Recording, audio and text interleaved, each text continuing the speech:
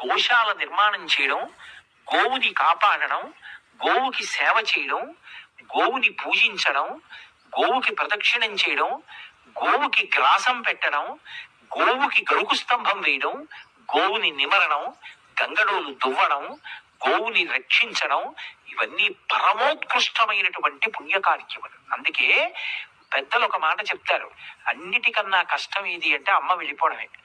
అమ్మని చూడాలి అంటే ఆవుని చూస్తే చాలు.